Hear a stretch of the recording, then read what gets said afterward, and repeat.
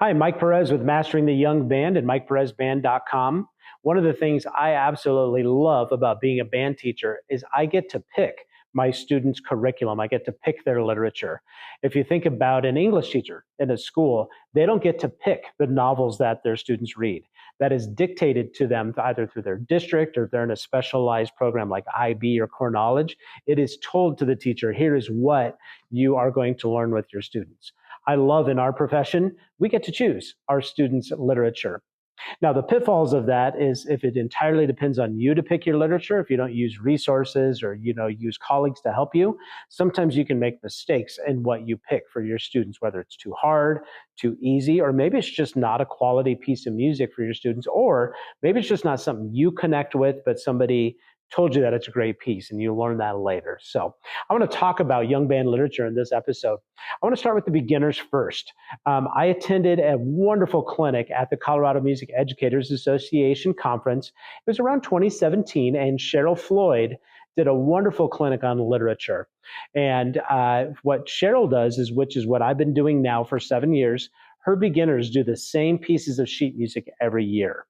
At first, that might strike you a little funny, but when you think about it, the beginner curriculum is perhaps the most consistent curriculum that you have.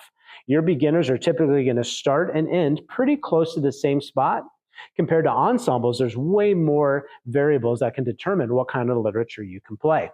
So to have your beginners play the same pieces, it takes some of the stress and planning off of you. You're not always having to find new pieces, new programs for your beginners. You know every year what your beginners are going to play. As an educator, that means you also know how to teach those pieces. And by the fourth, fifth, sixth time you have taught those pieces, you go right to the problem spots, you can fix it, and you can learn that literature in a quicker way.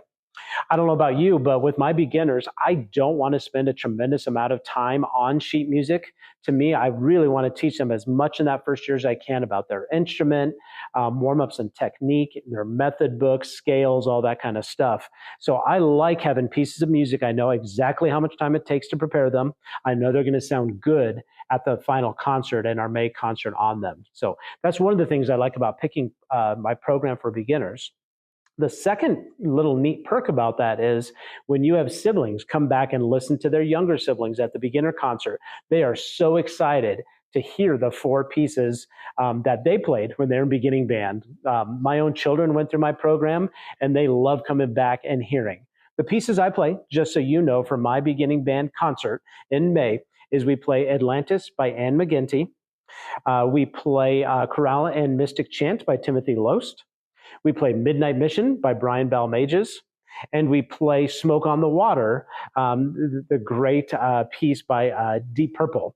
Now, that one, just a quick note, the one that we do, we just play the main intro and the outer theme. We actually don't go into the middle where it goes into the verses. My percussion ensemble also plays a piece, and they play the same piece every year. I don't know it off the top of my head, but they play the same piece. Trapdoor is actually what it's called. I just remember Trapdoor they play every year. So it's so exciting. Those families go, I remember playing Midnight Mission. I remember Atlantis. So it's really a neat tradition. People really look forward to hearing those beginners play the same pieces that they played when they were beginning band. Now, switching gears, your second year players. In my program, I have ability-based grouping. So my seventh graders either go to my top group with my eighth graders, which is a grade 3-4 band, which I'll talk about in a moment. And then my middle band is primarily a grade 2.5 band. Now, I say they're a grade 2 band, but when I start the year, this is really important. It's important that you start a level down. So with my second band, I start with grade 1.5, even 1 literature. I pick stuff that is not too technical. I want them to be able to play at their concert in October and be really confident and sound good. But the same as my beginners, I don't want to spend a ton of time on sheet music at the beginning of the year with my second band. In my opinion, second band is perhaps the hardest curriculum to design because they're not beginners, but they're not totally ensemble musicians yet, especially in that first quarter, even the second quarter. That first quarter is really a bridge from beginning band to ensemble playing. So you need your focus to be on their rhythm counting, to be on their sight reading, to be on their scales, their technique, their articulation, all those things that they learned in beginning band, you need to reinforce them in an engaging way but you also need to build them up so they can keep progressing on those. Too often in the second year of band, we get a little bit too literature and ensemble focused, and we can neglect those skills that the second year player is still developing and needs reinforcement on. So that's why I think that second year of band is challenging in the first and second quarter. I think it's the hardest to program and to write a curriculum for. So my second year band, I usually do 2 grade 1.5 pieces, maybe even a grade 1, but I make sure they're fun pieces. They're pieces that they're excited about. They sound cool to them. The kids don't know that they're easier than what they're eventually be playing down the road. And so they just think they're cool. They're so excited to be part of a full band setting, and I want those pieces to be very successful. I personally only do 2 pieces with my second band at their first concert. I want them to, when they get to that concert, to sound great. We do a concert uniform at my school. So part of that first concert is making sure you have the black socks, you have the black shoes. There's so many other things that we need to focus on.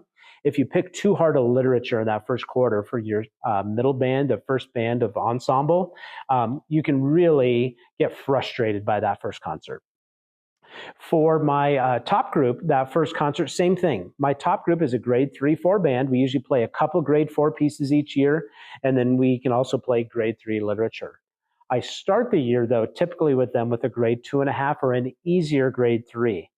Now, in my school, in my program, we have CU Honor Band. University of Colorado has a middle school honor band.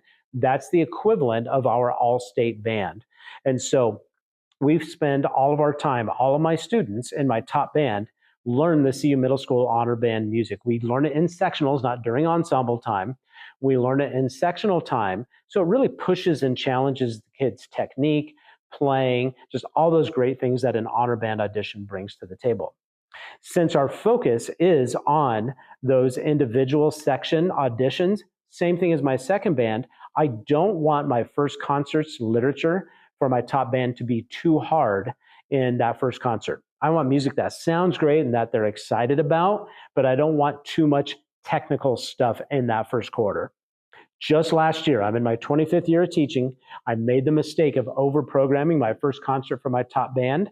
I didn't look at the tempos and the technique enough. There was way too much technique for my students for a first concert.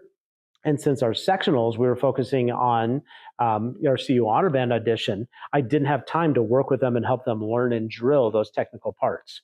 We pulled it off okay, but it was a bit of a stressor on some sections trying to get that first concert ready. So I've made the mistake before, and I made it last year. I'm like, why do you do that? So biggest tip for that first concert for your older kids too, don't overprogram. Find pieces that sound cool, pieces that they're going to enjoy playing, but make sure they're not over technical in that first concert. You want it to be about their band sound. You want it to be about attacks and releases, being able to adjust their intonation. You want it to really dig into the music with that first concert with your top band. Same thing with your second band too. So those are my tips for literature, especially for your beginners, and then that first concert for your second year band, and as well as your top bands. I'll do another video where I talk through a little bit more about preparing your bands for a festival, and then how I end the year with our last concert.